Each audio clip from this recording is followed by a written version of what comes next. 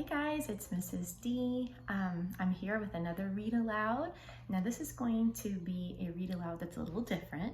We're going to start reading a chapter book together. So the book that I'll be reading to you, one chapter at a time, is titled Emma and the Blue Genie, and it was written by Cornelia Funke. So sit down and relax and get ready for the first chapter of Emma and the Blue Genie. I want to show you the title page and the table of contents. So our story begins with chapter 1. Hang on. Much better. And it is titled The Bottle in the Moonlight. Ooh. Chapter 1, The Bottle in the Moonlight. Emma loved the ocean. The house where she and her family lived stood right behind the dunes, and at night you could hear the waves rush over the sand. To Emma, that was the most beautiful lullaby in the world. Her 4 brothers, however, thought it sounded like a growling sea monster, and it made them dream of giant octopuses that pulled them out of their beds with wet arms. Brothers are strange. During the day, they fight and scuffle, and at night, their fear of the dark won't let them sleep. Nearly every night, one of Emma's brothers crawled into her bed to hide from sea monsters and octopuses, only to immediately start snoring so noisily that she couldn't hear the rush of the sea anymore. I might snore a little bit. It was on nights like those that Emma put on her bathrobe and snuck out of the house to trudge through the dark and down to the water. The salty wind whispering across the waves, the beach stretching from one end of the night to the other, it all belonged to her alone. It was wonderful. 4 brothers can be quite hard work for one girl, so every now and then she really needed a little solitude. The darkness never scared Emma. After all, she had Tristan with her.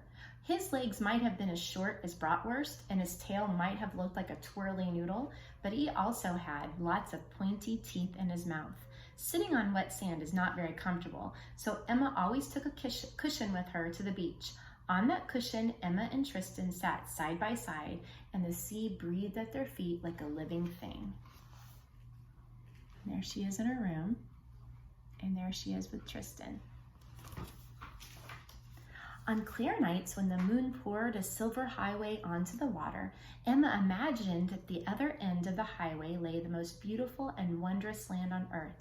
People rode on camels and palm trees swayed in the warm breeze. There were no brothers in that land, or maybe a few teeny tiny ones who were very gentle and only wanted to scuffle on Saturdays. Nobody went to school or had to work. The sun shone every day, and there was just enough rain to water the oasis, which lay like shimmering diamonds at the edge of the desert. Who knows?